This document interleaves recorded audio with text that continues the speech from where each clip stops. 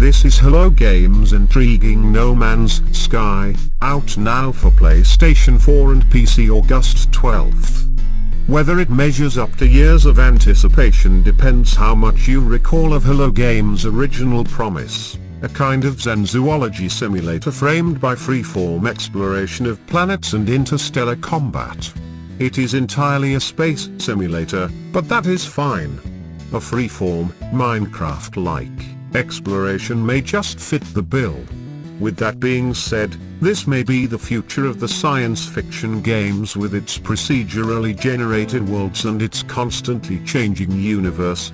No other game comes close to in terms of scope or offerings. No Man's Sky starts as it means to continue, allowing you to create your own journey through the stars. Here's how No Man's Sky works. Everyone starts at the edge of the universe, on a planet beside your damaged starship. This is the part where you learn how to survive. To get the spaceship working, you have to probe for resources using a jetpack. You also have a multi-tool that doubles as a blaster. Potentially lethal variables like temperature and radiation motivate you to do this faster depending on the biosphere. Your spacesuit mitigates the worst of these, but needs infusions of elements with real or made-up names like carbon, plutonium or tamium-9. In between firefights between planets, you will encounter space stations, asteroids, and the occasional fleet of spaceships. Space stations allow you to sell materials you are not using, barter with docked ships, or just socialize with the few aliens. Although the most exhilarating aspect of No Man's Sky has to be the dogfights. In my playtime, they seemed few and far between. The moment you sized up to a slightly larger ship or chanced your luck with a hit and run on a fleet, will definitely get your blood pumping.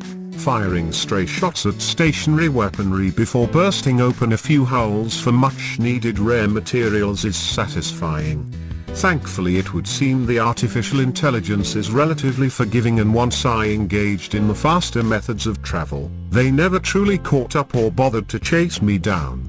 This is a blessing and a curse actually. Most of the combat in No Man's Sky is fleeting as not much really wants to kill you. Relationships are built with all the creatures you encounter by way of offering materials and credits. Helping wrecked spaceships, or responding to distress beacons is fine, but the relationships have no in-game way of keeping track of standings beyond purchasing and selling. This is disappointingly shallow. The carnivorous beasts of the planets I visited posed no challenge to my weapon, and when they did, I could simply run away and hide in a nearby cabin. Even breaking and entering seems to have little to no aggression drawn to it. One occurrence resulted in me being surrounded by hostile scanbots while I blew open a locked door and wandered in. Once I had entered the building, the bots fled. This was an unexpected result to say the least. It goes without saying, the AI in the games needs some fine-tuning. Thanks to the computer-generated areas, No Man's Sky really is a hybrid space exploration simulator and an inventory management game rolled into one. On planets you are able to use your mining laser, which doubles up as an offensive weapon with the right attachments, to destroy minerals and fauna to receive the items necessary to craft everything from new warp drives to suit augmentations. While surveying areas, you might stumble upon remote beacons, crashed pods, and other treasures that allow you to upgrade your exosuit. You might even find new blueprints for your mining laser. It's quite clear that the main theme is exploration in No Man's Sky, but at times navigating new inventory can prove tiresome. Early in the game, players will regularly have to pause and juggle items around to make sure they are collecting the right resources and maximizing their efficiency planetary runs without the necessary upgrades. This means crafting on the fly, which will result in hoarding countless warp drives, or ditching large quantities of resources that you don't need. Even your ship's hull feels fairly lacking. More often than not, there is a conscious choice to sacrificing upgrades for inventory space. Over time you will find new ships and further inventory upgrades to your exosuit, but even then the amount of collectible materials significantly outweighs inventory space. This is frustrating when rarer items appear in small droves and you need to keep them for a long time. Inventory management is also held back on consoles by the HUD's design. It is painstakingly clear that the navigation of these menus are suited to computer players, as you move around a slow and finicky cursor, emphasized by the lack of ability to adjust safe zones for screens, especially for those with older TVs, might be affronted by the nature of No Man's Sky's almost Destiny-like layouts and menus. This poor menu system is countered by the minimalist approach of the in-game HUD. Retracting and fading out as you continue your journey to bask in the glory of the scenery is a nice touch, but due to No Man's Sky's complete lack of tutorial, it took some time and testing to understanding what exactly impacted health and how far you could go without dying. I was personally confused by what appeared to be two health bars with very similar purposes early on. To be honest, I am still unsure if both are needed. Although therein lies the beauty of No Man's Sky, it's about discovering everything for yourself on a trip around the galaxy. Exploring planets with your scanner generally is fun, as is naming animals and planets, although I found it loses its charm after a while. There was never a moment on a planet that I didn't feel like I had nothing to do, as one can always explore. Even when the pace of exploration is dying down, your ship will pick up beacons or distress signals that can be on your planet or neighboring planets. Once there, you will be faced with different inhabitants that have a simple exchange, initially requiring you to respond correctly to their conundrum, and then a series of generic options ranging from health regeneration to learning more about their language. Personally, I would have liked more to the races, even text about their existence or origin to add depth. The same can be said for distress signals too. These can lead to the previously mentioned terminals that require you to solve puzzles and break down doors. Even in my short time playing the game, I encountered 2 repeated puzzles, which is extremely worrisome.